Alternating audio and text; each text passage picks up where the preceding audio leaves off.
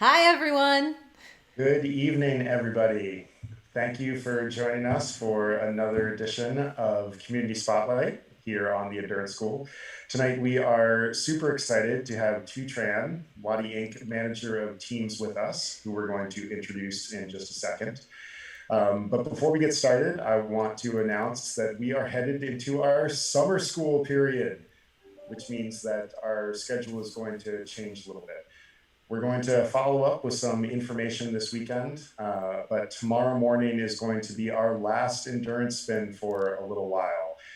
So please come, please join us and hang out and come for the final 90-minute indoor spin for a little while until the weather starts to get ugly again. But more information to come. And without further ado, I'm going to kick it on over to Molly. And Tu, thank you so much for joining us. And don't worry, Kirby, if we have really bad weather here in the Northwest, I think it's possible that there may be some one off endurance spins that happen.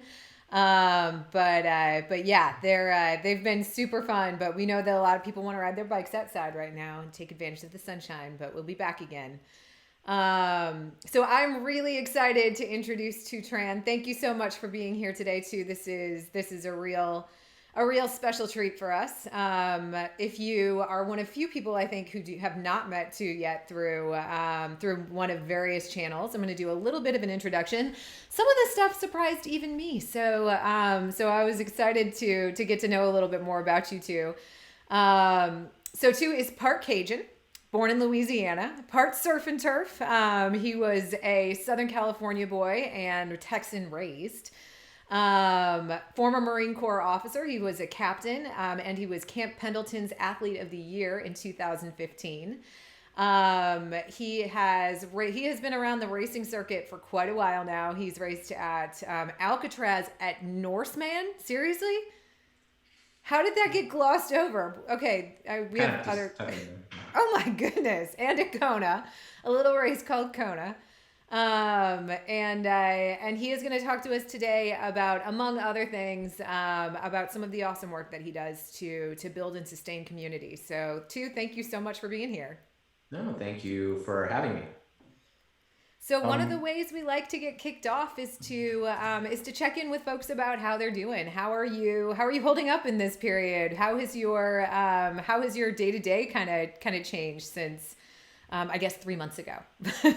Yeah, so the day to day has changed. I would look at it from a more of a week and a daily perspective. So usually I'm on the road from Sunday evening to about Thursday, traditionally in Washington, D.C. But now I've been pretty much parked where you're seeing me now, pretty much most of the day, Monday through Friday. Of course, so what's been changed is being at home more, which actually for me, it's been very beneficial, more time with family versus being on the road. Trying to focus on the positives, and which means also translates to being able to be outside a little more, my schedule being a little more predictable. Mm-hmm. I'm a little more flexibility that way than being on the road in I would say unfamiliar place, but I've been traveling to DC for like 3 years now. So, Mm-hmm. but anyway, it's been nice to be home, adapting pretty well. But just it's hard to feel normal. I was really happy to go to Target the other day to go buy something with my family, and so it's like, oh, this is great. Instead of going like by yourself because you have to, socially distance and only Mm-hmm. for essential things. Now it's like, oh, I'm feeling fully like a human being. I'm looking forward to going to get a cup of coffee, not because I don't have coffee here, but just to feel like a consumer and a normal person again. Absolutely, absolutely. so I think before we went live, the three of us were talking about subcultures and how you can get basically attuned to them and then stop missing the distinctions that outsiders see really glaringly. So you're the manager of the Wattie Ink teams. I was wondering if you could take a few minutes and just walk us through the different cohorts, what the different teams are, what they're focused on, how they're distinct from each other. I think that that's something that would clear up a lot of confusion out there in the world about the Wattie Ink teams. So yeah, if you could roll through them and just let us know the groups that you manage, that would be really cool. Sure. I will have to start with the elite team. I wasn't there from the original Genesis, but probably about halfway through, and of course up to this point. And I would say, and then also the other teams being the Hit Squad and the Gravel Collective Project, GCP for short. But back to the elite team, that tends to be a very sort of focused group of people spread across sort of all age groups and across geographic regions through Canada and the US. And they are sort of, I would say, have a quiet intensity about them from like a cultural standpoint. They're there to do their best work and also be very empowered to each other. They tend to, so interesting enough, independent of not just the Hit Squad or the GCP, but from other teams that I've seen, and not necessarily saying this is good, bad, or wrong, but they are very focused on each other versus themselves. So a lot of what they do is very much true to the team culture, even though triathlon isn't necessarily a team sport. They are basically championing other people's successes that are on the team, but of course across all teams. The Hit Squad is very similar. They're a collection now pretty much globally now across all major geographic time zones and areas. And they are there to share the passion of the sport together across sort of all different various experience levels.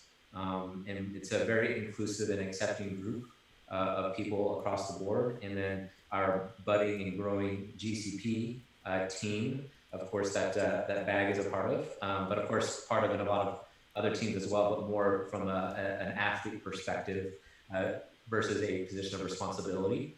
Is it's growing, but what's great about it is it's providing an outlet and awareness and sort of a transition for triathletes to the gravel space, but also people in the gravel space to be introduced to the sort of the Wattie brand and culture. And so that hasn't quite taken a distinct cultural sort of identity. It's influenced partially from the Wattie brand and partially from the members of the other team. They're very much focused on each other and sharing the passion for gravel, but what it has become in this first year is building awareness and passion around sort of the gravel scene. So that sort of, hopefully I've kind of said that, hopefully I didn't create any more confusion. No, I think it helps to clarify. And I think you sort of started to get into the next question that I was going to ask. But one of the things that really comes across strongly with all of the teams and the Wattie umbrella is this feeling of community and of family, and that there's a real sense that that people are in it together. And I think that is something that a lot of brands struggle to create. And I think it's something that a lot of people who hope to create community really struggle to create. Can you tell us a little bit about how that's looked from your perspective, what your role has been, and any insights you might have gained in that process from your standpoint? Yeah, no, absolutely. So what I think I heard is sort of asking like, what have we learned and what we gleaned from our examples of how the teams came to be sort of the way they are, and if I may, and if I think we're kind of relatively successful, I mean, I guess is the way to look at it because of what we see with the positivity and the very much family atmosphere. And so I will say part of that has been relatively easy because we have, Heather and Wattie there who have established something. And so there's been sort of a pre-established community. So instead of something that they started a while ago, they built a community on the way. So I just became sort of a steward of that. But what was key component in that was, and what we built upon that is identifying a sense of purpose. And we're very distinct about that. And so what tends to happen with a lot of other brands is when they start these communities, I think they don't define what that purpose is, and they expect that this purpose will emerge on its own, which is fair, which I get, but that someone needs to be able to define that and to champion and lead that. And that's what we've had. And I don't need to say that I've done it. What I've been trying to do, which I'm sure you've seen, but those of you who may not be completely familiar, is empower other champions and use the team to basically draw them into sort of those efforts, but of course staying within the sort of the look and feel of the team. So basically giving a sense of ownership championing that ownership depending on what someone wants to take, of course, within the sort of the governance framework that we sort of softly and sort of tribally established versus a more corporate definition. And then that's the next piece, is involving everyone.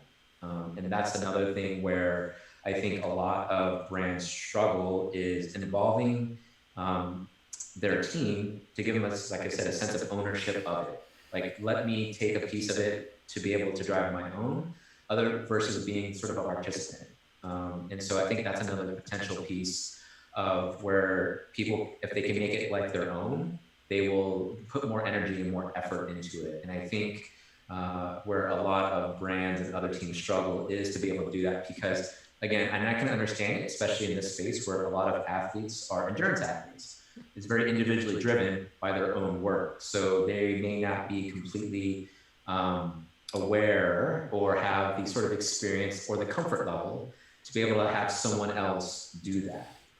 And letting go and defining sort of an expectation behind it. So those are the kind of like the major things that I would basically mention first, of why the teams have been relatively successful, partially because we have a champion and a pre-existing community with Wattie and Heather that have established that, but using the principles of, of empowering people, identifying more champions, involving the team members in positions of responsibility has made it that way.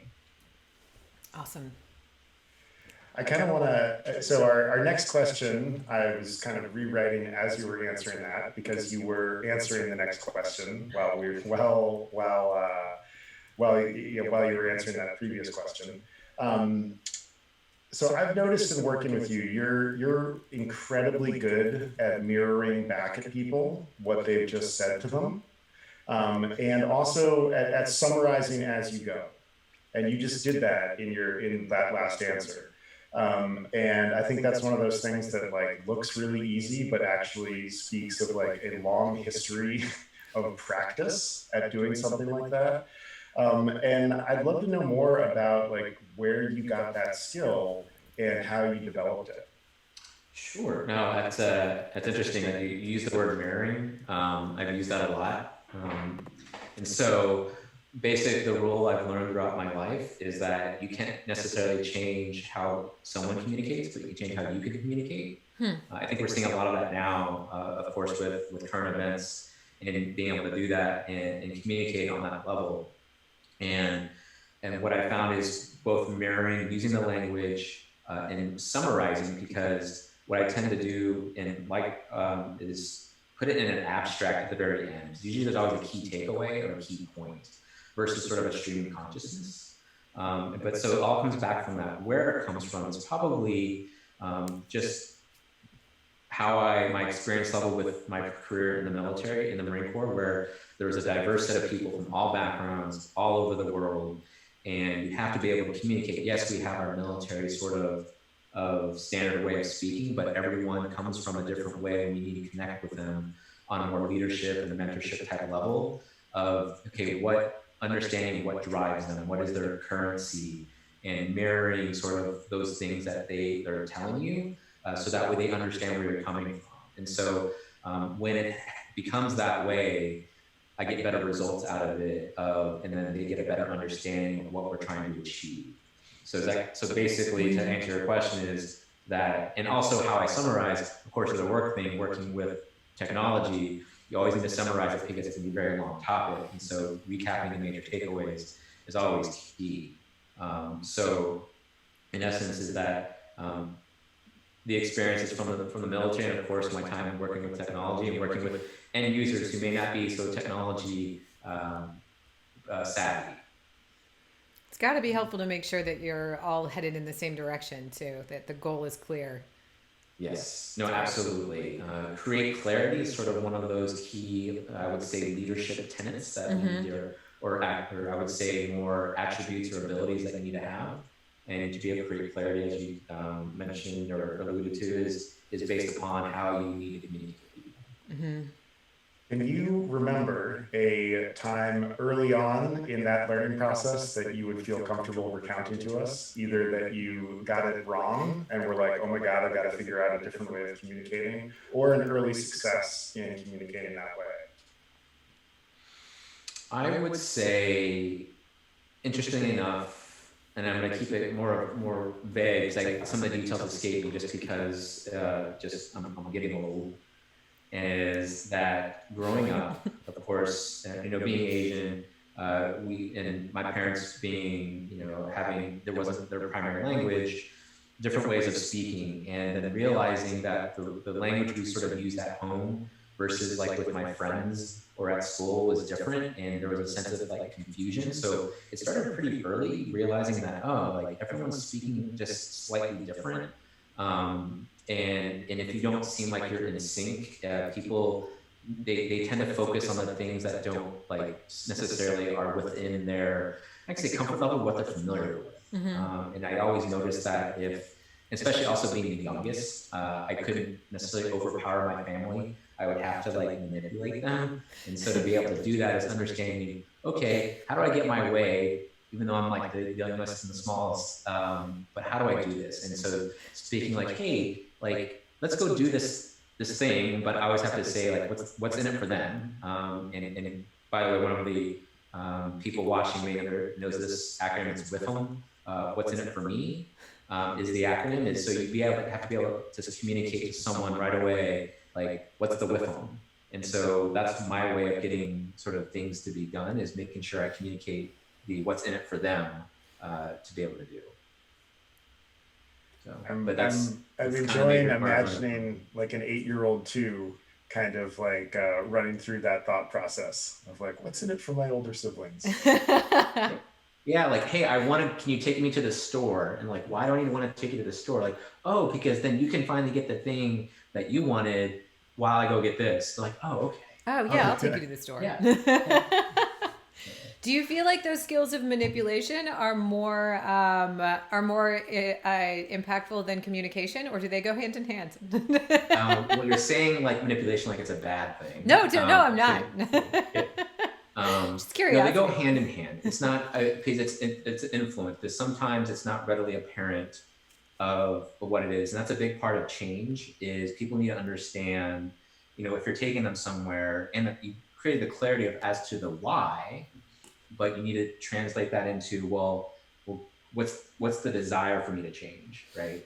Or to go that route. Mm-hmm. The first part is always awareness. Like, people can tell you, hey, this is like the why, like this is the why, but you got to bring it down to their level. Mm-hmm. And that's where that building that desire comes from. Yeah, that with them. Mm-hmm.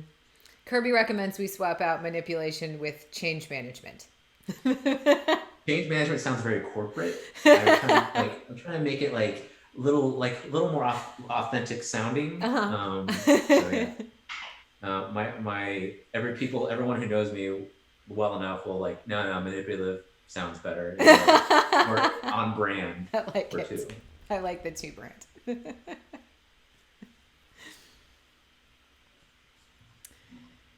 So you have spent a fair amount of time in your non-Wattie Ink life as kind of like a badass cybersecurity guy at Microsoft, and I know that part of the work that you do there is helping to like mentor new colleagues and new employees.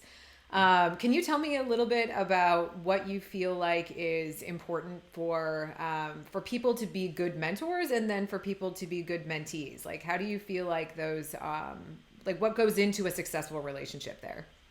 Yeah, so good mentor and mentee like relationship.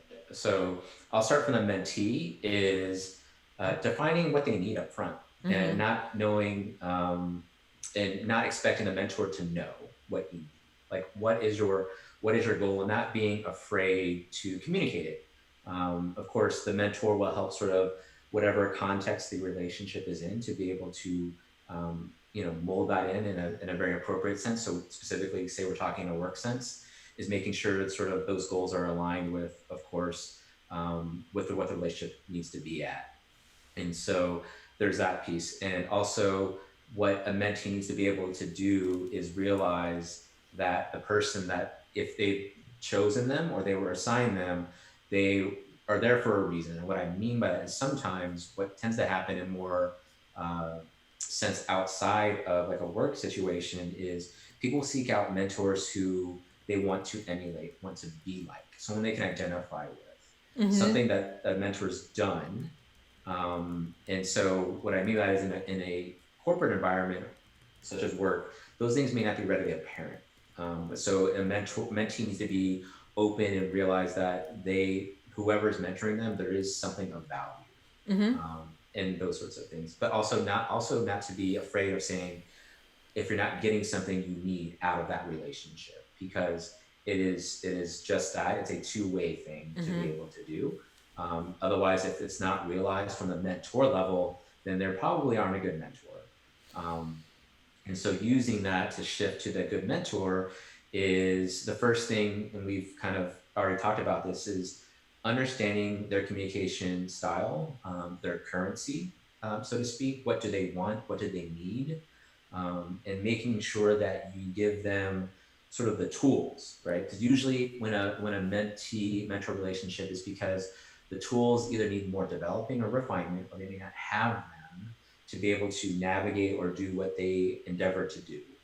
And so those sorts of things from a mentor, they need to seek out and understand and sort of and level set and determine what's sort of the gap that exists in order to get them to that, what they see, to get that to that level they need to be at for tooling maturation or development. Awesome. Thank you. That is really Nice. helpful. I'm sure during your time working at Microsoft, there's been a lot of opportunities to do that work, to both mentor and more mentee people. And I'm wondering if there is anything that you can tell us about your work for Microsoft, what it is. I know that you work in cybersecurity, and so there might not be some things that you can talk directly Broadcast. to. But this whole conversation is kind of headed towards like you as kind of like a manager and a leader, and I'm wondering if you could talk to your experience on those subjects in the corporate. Sure. So to that first part of more talking about the work specific, but still kind of revisiting and continuing the conversation of being a mentor in that sense, is the focus for me has been the new workforce, the young workforce, the fresh college graduates. And back to the rubric I gave of understanding their currency, what drives them. And the biggest things now for this generation that is coming up is they want to feel part of something bigger. They want to have social impact. They want to have impact in general, and they want to be inspired. They want to be sort of led, in the context of that. And so understanding that particular piece, oh, and they want to be challenged. And so understanding that, and then giving them that environment to work in, the tools to be able to thrive in that, and give them opportunities to do so. One, develops them, it keeps them driven, and they want to stay, they want to develop, and they listen and they follow. And it's kind of the same thing of what we're doing with the team, and of course in my previous career as a Marine officer. But um, but that's where I think that comes from, being, of course, a leader and a manager, and of course making sure we draw the sort of distinction between the two, and not necessarily in a negative way, where the leadership's supposed to create clarity, generate energy, where the management sort of the nuts and bolts, the logistics, to be able to ensure that from a very specific context, like a work context, that the right things are getting done, right, and making a good feedback loop. And so basically, the successful traits and attributes kind of exist with both roles. But the biggest thing that needs to happen is a feedback loop, end of the day. And I think we see that both in training and in sport is, yes, you can give your sort of like directives and direction and guidance down. But what is that feedback loop? What are you using to gauge and measure the effectiveness of that, both in sort of qualitative and quantitative sort of measurements? And leaders and managers need to be acutely aware of what that looks like, depending on, of course, who they're working with and what sort of context they're working in. And so basically it's understanding the what is needed for both in terms of the work or the context, what the mentee or the someone who's they're in charge of, what they need and where they need to go, and then measuring that along the way, and not just expecting magic to happen, but sort of doing that constant feedback loop. Mm-hmm. What are some of the tools that you use to track some of these concepts that you're talking about?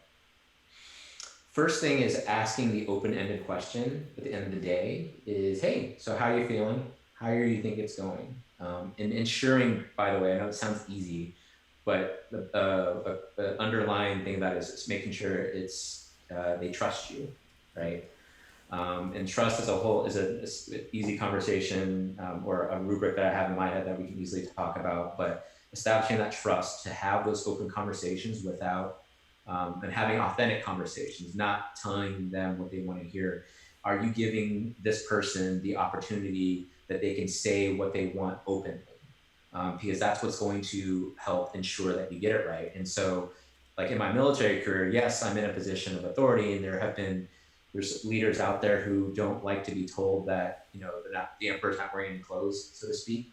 I would say no. Like, you need to tell me if I'm doing something wrong, explicitly. Like, otherwise, we're gonna fail.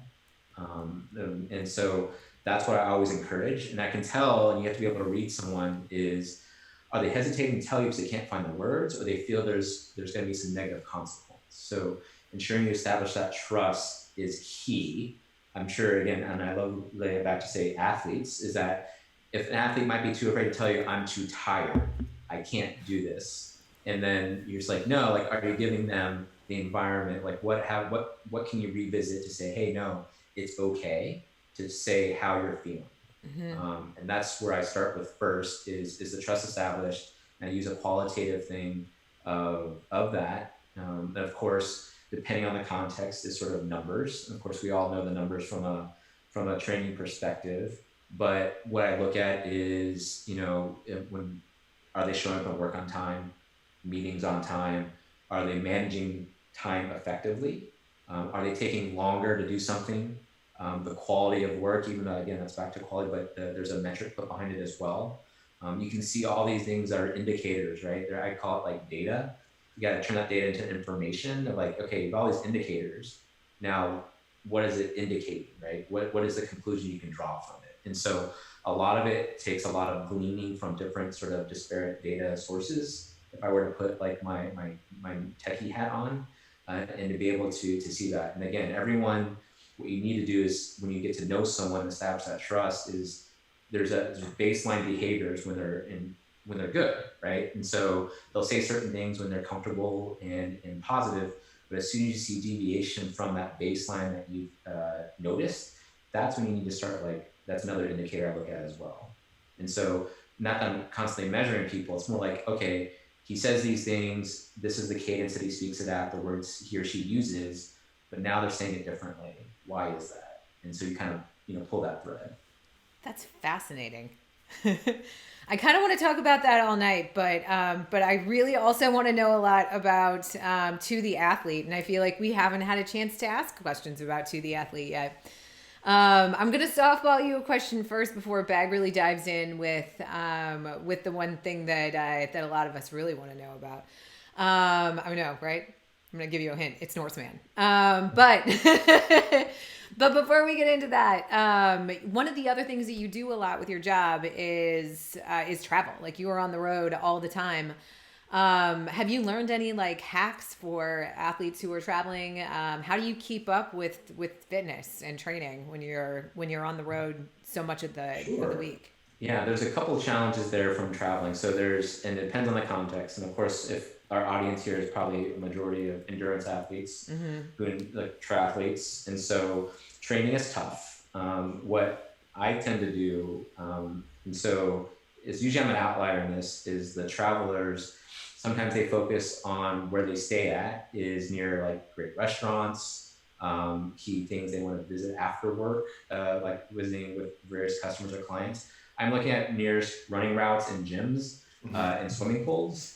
And so one of my main hotels I stay at in DC is attached to a large legitimate gym, not like a fitness center you would see in a hotel, but a real gym with a pool. And so that's been key. And of course, not necessarily I go to it, but across the streets, of course, is Soul Cycle, and across the other way is a Whole Foods. So that other piece of what tends to happen is when you travel, a lot of companies give you a good stipend to spend money on food. I learned the hard way that that's not a target, or like that's just something you have there to use. I say that what I mean is I usually I would spend about $10 for my breakfast and lunch, which would leave me about anywhere from $60 to $70 to spend for dinner. And instead of just buying a $20 dinner, I would like, oh, let me spend the rest of this because I'm not gonna like see it if I don't. Which that means appetizer, big meal, and dessert. And that's not necessarily a good thing. It's so good for you. And so, but how you balance it, one is planning. Two is always what you can find is a local community. So I found the local run shop. I looked on the website and looked up, hey, what runs do they have? So you learn the routes. So kind of like what we alluded to before with communities, find the pre-existing communities, don't try to recreate it. That's just a lot of extra energy that you may not have or want to think about, especially if you have other work-life balance things, is find those things that you saw in your environment at home and find them in that context. Like in DC, there's the running group that's there. There's a bicycling group that has a very similar thing. So when I was flying from San Diego to DC, like you would have your Wednesday worlds that every city tends to have it, right? Is you have your Wednesday world bike rides in Carlsbad, sorry, at the Starbucks. You have the same thing in DC at like Kings Point. It's just all the same. And so you notice those patterns and just kind of leverage that. So again, leverage pre-existing communities and people there to help to do that.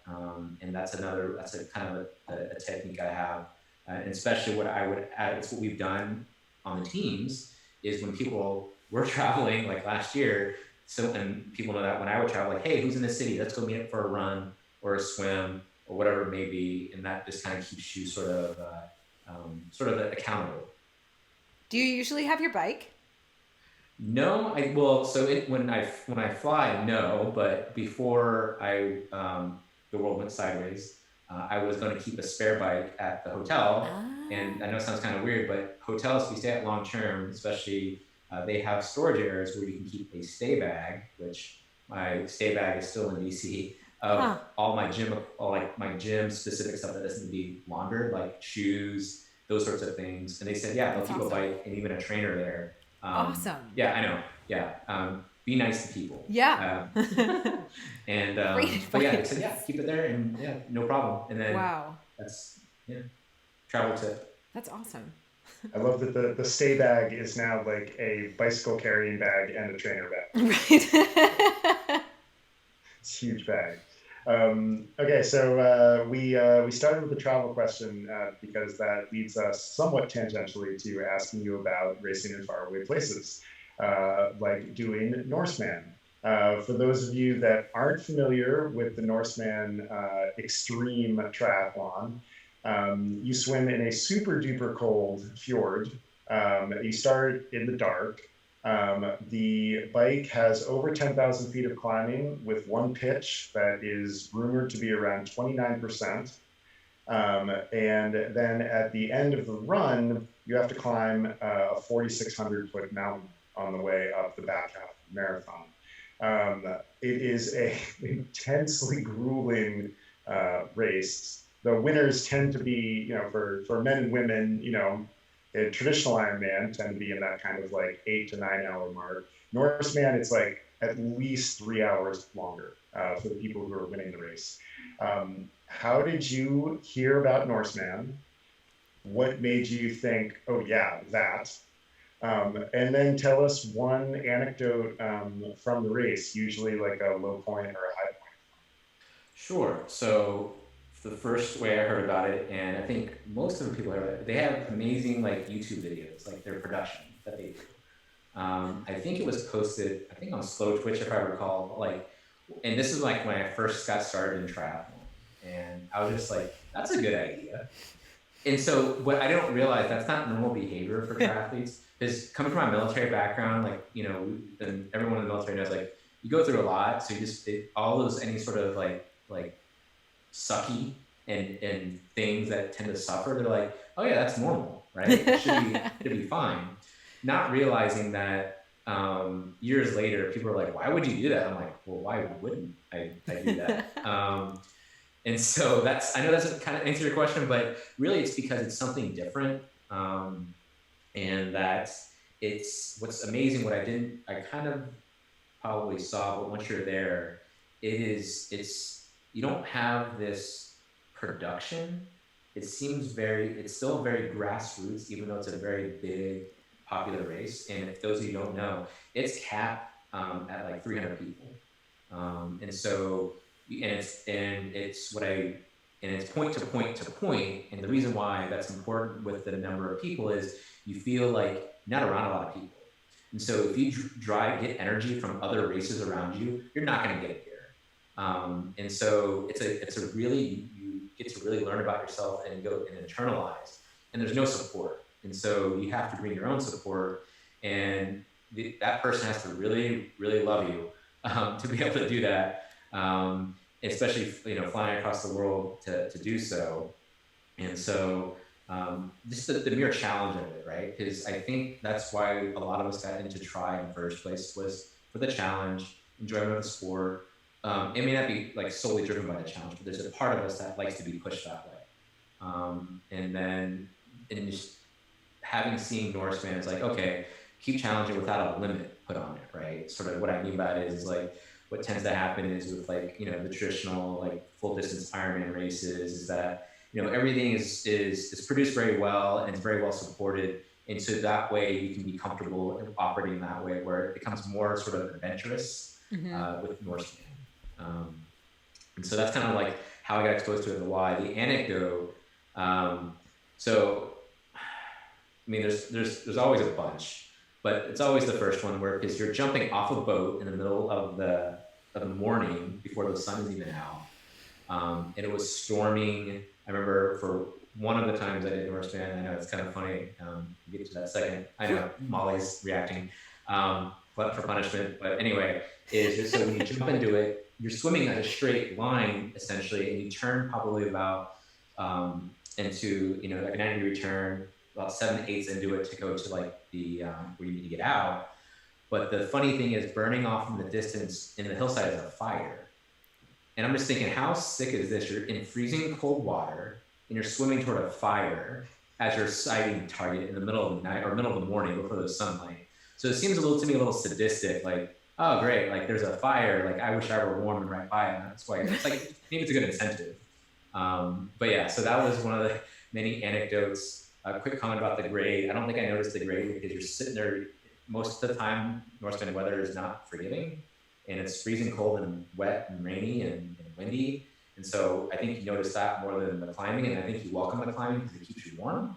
But yeah, that's one of the Norseman experience. And you went back apparently. Yeah, it's just because Norway is a beautiful country. Mm-hmm. That race is just it's so beautiful. It's majestic. It's a lot of things. But yeah, it just kind of I want to go back again. It's just an impressive place to go. It just still feels very and I say this, and I know I might offend people. It still feels like it has its soul as a race. If that's a way to say it. Yeah, I can see that. That's awesome. You can go back without having to swim in the ice water too. That's fine. Yeah, I'm okay with that. Just the burning fire is the funny thing. It's really, that's really mean. That is nuts. That's awesome.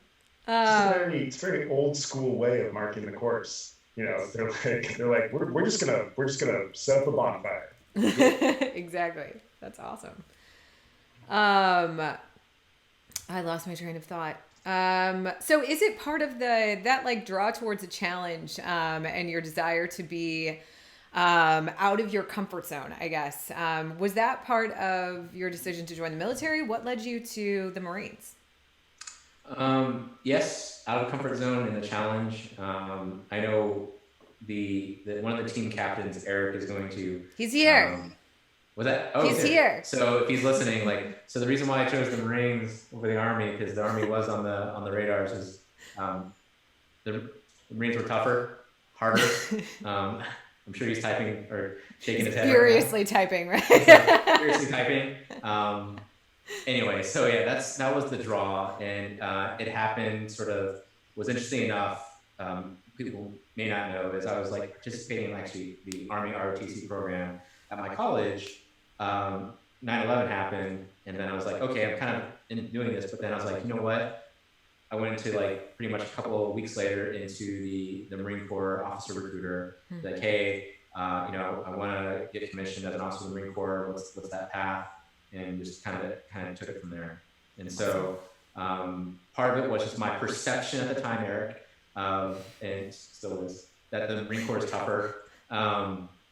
But that was the draw to it from that perspective, from inter-service. But from the larger perspective, it was just that it was, you hear about the experience, you see how it's the military service is perceived.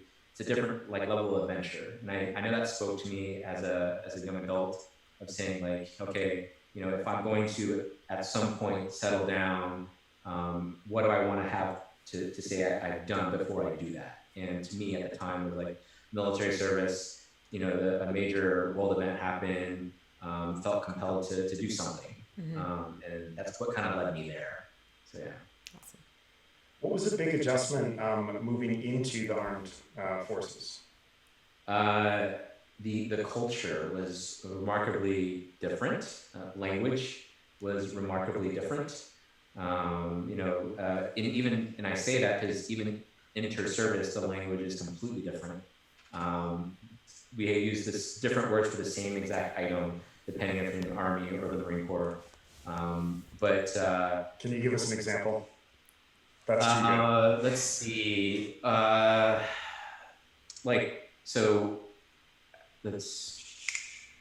There's so many. I'm trying to find a very simple one, because I don't know the Army jargon as well. Maybe Eric will type something. Eric is saying the pay. Oh, pay no. So let's see. I was gonna say like in the Marine Corps we call it something like the chow hall, right? And so we call it chow in the Marine Corps. I forget what the Army calls it. It's just those small little things. Or like a stairwell is called a ladder well, right? It's like, what's a ladder well? Something that's funny is in the military, a working party sounds really cool, right? Like, oh, I need a working party. Yeah. No, it means I need bodies to do some manual labor. Like, okay. So those sorts of things took some adjustment as well. But what was very sort of compelling is everyone is the level of sort of like teamwork, the way the culture and the leadership and the development, the constant mentorship that is there across all services is amazing. They're very much focused on themselves. So you watch any great sort of movies, or even like the series like Band of Brothers, whatever is going on, they're not concerned externally. They're concerned about each other.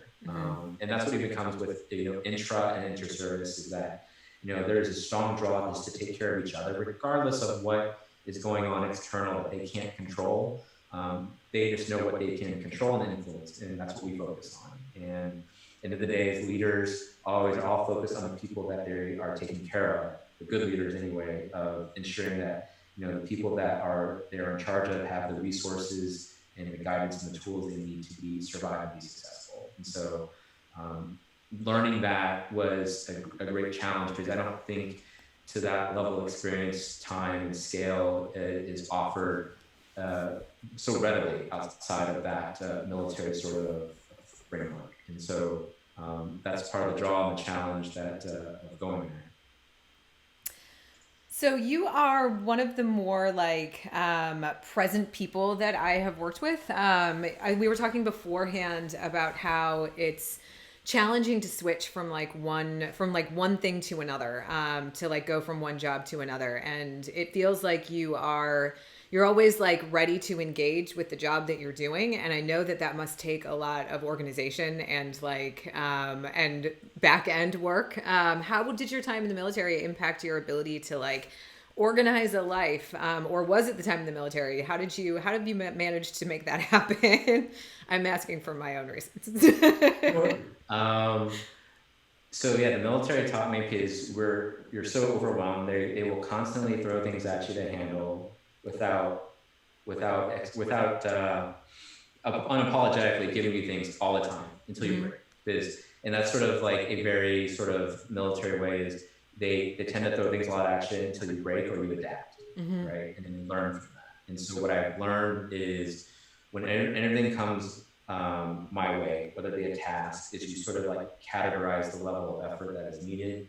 Is it my level of effort? Is something I can shift to help, someone help me out? And of course, since Eric's board, he helps me tremendously from a team from especially the hit squad, to be able to keep me organized. And so part of that is having your trusted people, your group, your board of advisors, right, to be able to like turn to and to help facilitate and basically your eyes and ears when you're not there. And then once they realize, kind of like the theme of this conversation, how you operate in your communication and usually what you need, they communicate that to you. And that kind of answers or will lead to the answer specifically is whenever something comes out, there's always a core thing that needs to be done and what things are truly important and what things sort of noise or sort of superfluous. Maybe superfluous is maybe the wrong word, but extra that is not necessarily required, right? There's always what you need and want, and always you want to get toward anything that you're needing to do.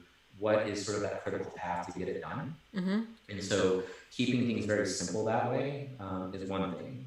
Another thing is ensuring, and I don't know if people are familiar with this decision fatigue, is you want to ensure you limit as much of that as possible. So even at home or in this construct is with the team or the military is bring me things I don't need to interpret. Give me like the two options, the reasons why, but make sure there's no room for interpretation or misinterpretation. Give me all the sort of things and why you drew that conclusion so I have full context. So that way I'm not having to search for it or ask for it. And that helps save time and energy, to be able to make a decision. And so that's how I try to stay that way. And what tends to happen sometimes that is a balancing act for me in sort of the corporate construct is with me trying to understand and getting to the point, it can seem a little aggressive to some, strangely enough. But I tell them it's because we need to make a decision. We can't have this analysis paralysis. We need to figure out what is truly we need to get done and make a decision and go forward with it. And that's basically how I save a lot of time and stay organized, is to eliminate all the sort of the extra things. But of course, that takes time to establish certain people once they get familiar with you. But that's sort of one technique or way about it. I go with it. And then, someone like Eric and other people in my life have learned to realize that, and that's how they work with me. Awesome. Cool. Let's see, we're going to kick it over to questions in chat here in a second. But a few minutes ago, you mentioned Band of Brothers. And I was wondering if there is a movie or a TV show or a book or something like that that you feel accurately depicted your time in service. So it's hard to answer that. The reason why, and a lot of military people or anyone in any sort of position, when Hollywood tries to tell a story of a certain experience or whatever, they get a lot of things drastically wrong. More of the details, not so much the theme. And so it becomes very difficult to watch. And so I can't necessarily refer to any sort of movies that are more modern that I refer to. And I would say something that I tend to identify is We Were Soldiers, and there's a book, We Were Soldiers Once and Young. It's about the Vietnam era. A lot can be gleaned from that. Someone could see how it is sort of very focused around family. They show that piece in community. And also on the sort of battlefield of, you see the different sort of gradients of leadership, maturity, and effectiveness. And you can see that of some good leaders in that regards, and how good leaders need to be in those qualities. And so that in itself both depicts sort of what I want identify with, but what I would also encourage people to watch, just to kind of get an idea of, sometimes what the military is or isn't. That was We Were Soldiers, and what was the other one? So We Were Soldiers is the movie. It was based off the book We Were Soldiers Once and Young. Got it. Okay, awesome. I think we've got a couple questions from chat. One that came up earlier in the conversation, and Kirby would like to know, is there anything that you want to see from the team members? So it's funny, we've been on this path. I would say continue to be wanting to have impact in the community. I know that changed this year, but once, hopefully things start loosening up, is don't lose that passion and use the team to provide clarity and awareness to something that you want to do in your local community, or when we all travel around races. But I would say there's that, but engage your teammates. I'm sure we all saw our activities of getting to know a strange teammate. And thank you, Bag, for participating in Molly in that as well. But is doing that. And that's the thing that, back to the community piece, is this is our community. This is your community. So I want people to continue to engage each other and use triathlon as a springboard, not the focus. Because, there's a reason why we all got into triathlon. And that's where I think using triathlon as a springboard to talk about, well, why this? And that usually brings up challenges or something that came up into it. And then approach that with empathy, with understanding, and those sorts of things. So that's where I would probably how to answer Kirby. Awesome. Demi would like to know, the Wattie Ink Hit Squad is such a tight-knit group who communicate a lot and love to get together in real life. What do you feel like the challenges of community have been in these last COVID months? Just that, not being able to see each other, to bond over the classic, whether it be a workout or food. And that's something that, we all, as timeless, that's been the greatest challenge. And now working through technology. Mm-hmm. And what I've seen, why that changes, we have various levels of maturity and ability of leveraging technology, which we're trying to continue to build and, help people out with, such as like using Zwift and those sorts of things, but finding different ways to connect versus not just, video teleconferencing is great, becomes very social, but of course we all have our other goals such as training, but using technology to be able to connect like we're doing with Zwift and Discord to be able to train together and interact in a way that still feels connected, and those sorts of things. So that's just how it's been changed. And I think if I understood that question correctly, that's kind of like what it's been and how I would, the challenge has been this year. Catherine would like to know what your favorite food is. I don't like superlatives. I don't like choosing a favorite. You're such a good manager too. I don't like choosing a food favorite. No, I don't. I love everyone. I would say there's always the classic sushi. I will always say yes to. Also, I was very fortunate enough to find in DC a Michelin rated sushi and had their not just sushi, but something called the kaseki. It's like basically a tasting menu. Ooh, nice. It was amazing. Yeah. And so sushi, you can never go wrong, especially for triathletes, because the protein and the carbohydrates with rice. Oh, yeah. Usually that's and almost the omegas. My go-to before race night or pre-race night is sushi, just because I know it won't upset my stomach either. It doesn't sit heavy like pizza or pasta. I run on pizza, but yeah, I get it. For me, yes. Everybody wants to know about Zwift. Oh, well, it's a training platform, right? Right, I think so. I haven't really heard of it. Yeah, Zwift is a training platform. We all communicate and train on it. Paul organizes things. I mean, trying to figure out what clarity I need to bring to that question. I have no idea. Just kidding. So what is in the works, which you'll see soon, an iteration and or input on, is a Zwift kit. And to put some expectations on it, this is the first phase of it. When it comes to delivery in your garage in Zwift, That's time will tell. But we're going to incentivize and put some level of governance put around it. And I'm like, what is he getting at? So, in order to, we can control, if you didn't know this, and I didn't realize this either, who gets access to the kit. We will we're going to be putting some incentives, some governance around it. I will allude to that, ensure that will be with some exception, of course, depending on circumstances, but ensuring that you register your smart trainer with Zwift Power and all that sort of fun stuff, and participate. So ensure that if right now, if you're not Zwift aware, you are now. If you need to become more immersed in it, we have our amazing resources, our people, our teammates to be able to leverage to help get you going and started. But that's what I can offer right now. And if I think some people can pick up what I'm putting down is how you need to get ready to have access to that kit in your garage. That's so exciting. And if anybody does need help with Zwifting, that is something that we will be able to help with in the very near future here at the Endurance School. All right, we have announcements too.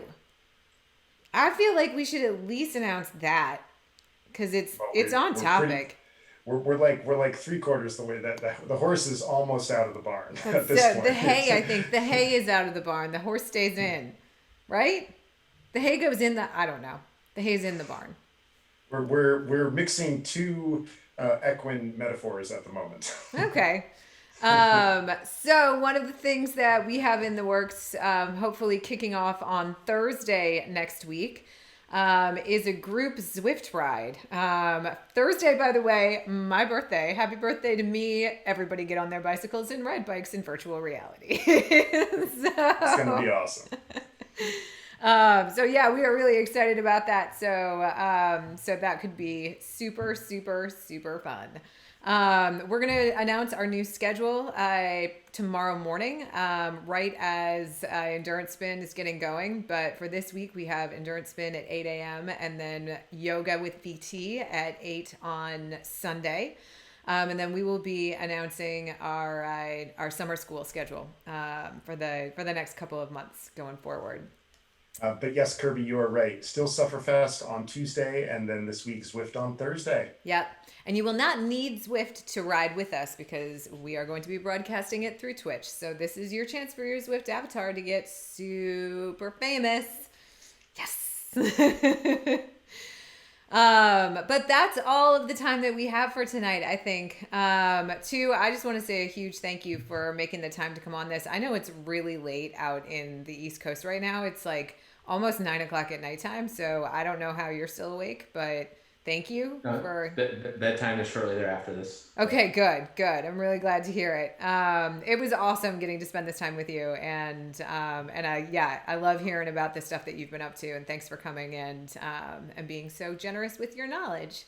Yeah, thank you, and I just appreciate the time and the interacting. And I know most of the time when we interact is more in a work context, so it's always kind of fun just to kind of learn about each other in a different way.